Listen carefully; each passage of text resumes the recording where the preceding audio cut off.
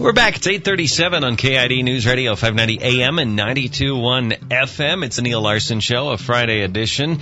And we're going to take a little break from Benghazi and some of the other big national issues that we're talking about.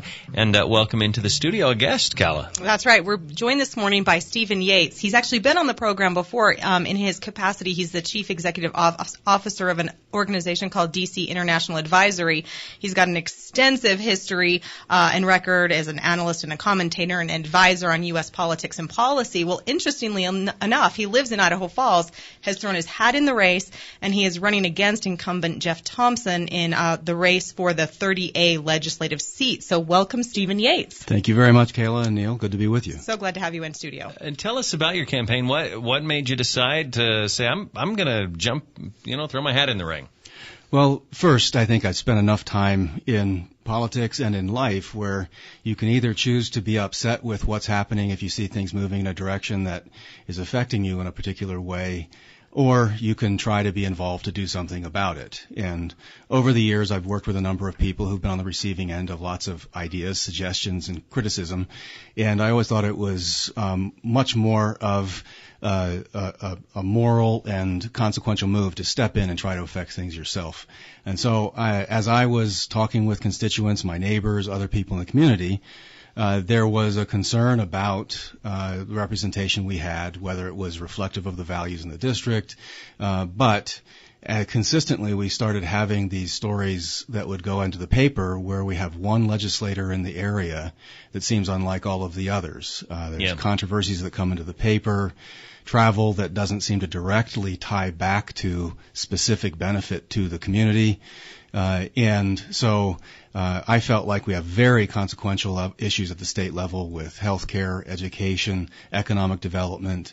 I've spent a lot of my life trying to work on international development of business, trying to help companies, states, and the country to draw investment in to the United States and promote trade between the United States and other countries. And I just felt like for economic development in this area, someone with multiple security clearances and having known somewhat the missions of labs that have a modest impact on our community here, together with my children being in the schools here, I felt a lot at stake, and I wanted to basically push forward a few of the priorities that I had, and I felt like we had some real questions about the conduct of the current representative, which made me choose. In these legislative districts, there are two representatives. They represent all of us, and the approach that my opponent has taken is one that I thought needed to be challenged. I think most people know who you are, but for those who don't, give us a little bit of your background. You have quite an extensive resume, much of it on the national and international level. Well, I grew up in a small town in Maryland that is numbered in the hundreds, not the thousands. I would wake up to the sounds and smells of cows, picked corn in the summer to try to earn money. I served overseas as a church volunteer in Taiwan. I learned Chinese in that experience, and it completely changed my life because when I came home and I started talking to people, there happened to be someone in the audience from the National Security Agency that says, "I've never heard someone speak Chinese the way you do. How do you like to be employed as you go through college?" And I said, "That sounds like a fantastic idea." And so I started working in the federal government, and that kept me pretty well anchored in the D.C. and Maryland area. While I was there, I also served as a liaison officer to the Commerce Department, and my job at that time was to write speeches, meeting notes, and to give advice on the Secretary of Commerce's presidential business development mission to China. It was an interesting thing. I was a little bit surprised that all the people in the Department of Commerce, they couldn't find someone more distinguished than I to fill that role at that time.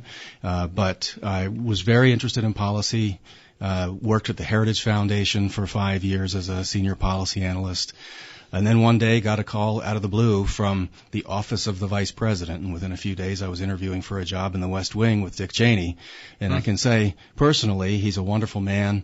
But it is a little bit intimidating when you know someone by way of television only, and then all of a sudden you're sitting in a small room and I think, this is for real. So I did serve with President Bush and Vice President Cheney for 5 years in the White House. very consequential times. I'm pleased to have Vice President Cheney offer a recommendation for my candidacy based on what he witnessed of me working for him. So what sort of work did you do for the vice president? Well, my focus was on national security issues. Yeah. And so, as they say, when 9/11 happened, everything changed. Yeah. And for the vice president, it changed because he was gone from the West Wing a lot. And I was his representative to stand into meetings in the Oval Office or the Situation Room to take notes. I was in no way, shape, or form the acting vice president. But I was there basically to see who the president was meeting with, how they were conducting their business in meetings, and making sure the vice president kept up to speed, because he wanted to maintain his privileged advisory role with the president and was anxiously engaged in a lot of issues. So I was basically someone that was watching how decisions were being made and who they were being made by, and reporting to the vice president so that he could effectively do his job. So how did you land in Idaho? Well, I've been coming to Idaho for a very long time. When I was a freshman at BYU, I couldn't afford to go home for Thanksgiving, and there were 3 dorm mates of mine who offered to have me come up here for Thanksgiving. And soon after that, my brothers went to Rick's College and stayed in the area and been coming and going here. But when I was employed by the federal government, we're pretty well anchored in the D.C. area. My parents moved to this area. My in-laws were in the Salt Lake area. There's been a pull for us to kind of join the rest of our family in this area for a long time. Basically, after I was free of my obligations, the federal government set up my own business, and I had the flexibility to do my job from anywhere. I came to Idaho Falls, went and looked for houses near where my family was here, moved my business here, set up a television studio here so that I wouldn't have to leave town in order to keep doing that kind of work. And so it's basically been a gradual progression of trying to get my family closer together. But in the end, it was my children. My daughter got in the habit of talking about her dad who lives at his office when we were in D.C. because I was gone all the time. Mm-hmm. I wanted to have a work and life arrangement where I could be available to my children more. And living here, working here, gives me that blessing. That's great. So you obviously have a very impressive resume. How do you tell the voters, how does that resume transcend to Idaho politics? How does that prepare you to talk about education budgets and funding roads and things like that? Well, I think first and foremost, if you have decades of experience in public policy, you come to the conversation with maybe some principles and ideas about where you start out as your public policy outlook.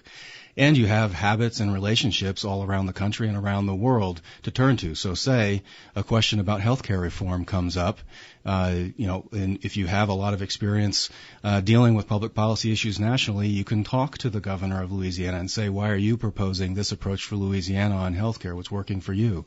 What's working in the state of Indiana? You chose to have a state exchange, or you didn't choose to have a state exchange. How is that going? And have some evidence to bring into the conversation here in Idaho.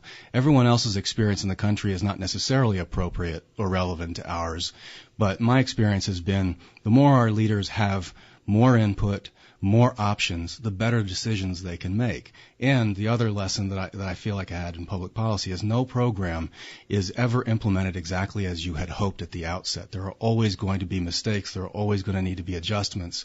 And so having people who are actively looking at where are the adjustments that need to be made and what could be done to solve them, these are just habits that form over the course of a public policy job. And it applies to every policy area. When we're dealing with education, I think every parent has skin in the game, as they would say. You're pretty well tuned in on how things are happening in the classroom. I think the classroom needs to be the focus of what we do in education, but I also think that what happens in the traditional K through 12 undergrad path is not the only priority. I strongly support looking at support for the technical education fields as both honorable work. My father was a car mechanic, raised 5 kids doing honorable work, paid taxes doing throughout that career, important part of the community, but also as a path to avoid students graduating with a mountain of debt and a career not ready to receive them. If they have an employable skill along the way I had to learn a foreign language in undergrad, they can come out and maybe they work as a plumber or an electrician or some other technical skill to pay their way as they continue to round out their skills over their career.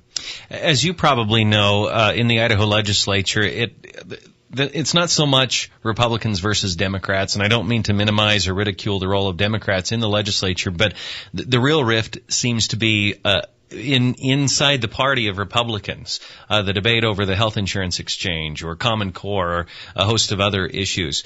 A lot of people are probably listening to the program this morning wondering, what kind of a Republican are you? So describe where you fall on the spectrum. Well, first, this is one of the reasons why I entered the race. When I look at these divides, part of me says we will not be effective governors in our state if we continue to basically have purity tests and try to polarize people to one side or the other. I think we have to be serious about focusing on results and knowing what works.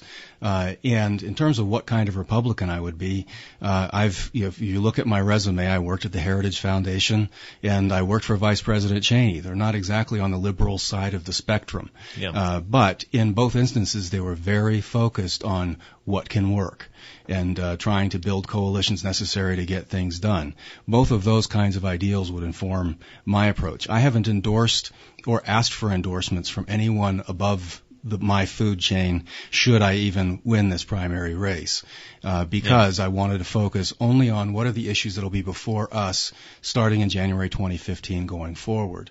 I don't think it does us a lot of good to relitigate whether we should or should not have had an exchange, but I do think it's very important for people to understand that federal subsidies for the exchange go away in the coming years, starting in 2015. And so the debate that was had on the exchange when it was put in place is not the debate we need to have in 2015 going forward. If the state exchange is just as expensive as a federal exchange, except it comes completely out of the state budget, that takes a lot of resources out of our state budget that could be used for other purposes. It's not the same choice. Yeah. And our voters haven't been prepared, at least in my humble opinion, for that kind of decision.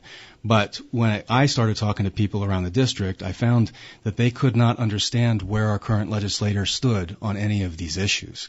And when you're looking at someone who is asking for a fourth term, it's very different to arrive at the conclusion that not only is there a very public display of judgment problems that show up in the press, but there is this issue of not knowing where he stands after 3 terms.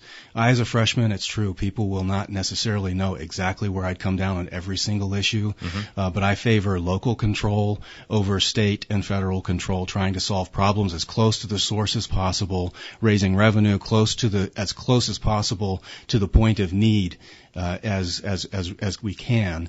And when it comes to economic development, I think that has to come first before we address funding and other issues. We have to enlarge the pie for all of Idaho before we can look at raising a lot of revenue spending in other areas. Economic development in the private sector has to come first, and there's nothing like being in a business, knowing what it's like to employ people and try to struggle and make sure that revenue is met and things like that, to keep perspective on what you're doing as a legislator.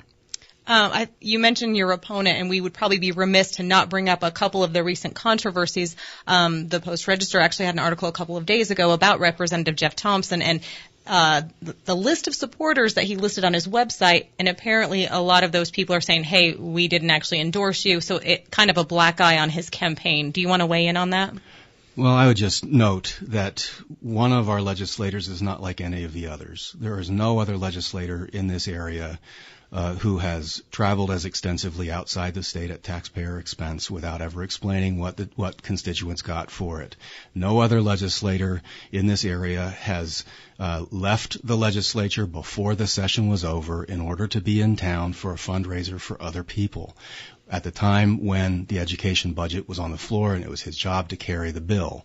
And then with endorsements that turn out not to be real, this is not a small matter, and it's also not something, this is not a young person who doesn't know the ways of the world and doesn't understand that when you put something on the internet, it's public.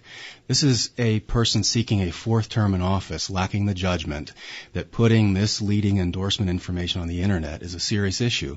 If we do that in the private sector, there are significant legal and financial consequences to doing it. So I just don't think it represents the kind of judgment and maturity in office that the rest of our delegation does in fact reflect.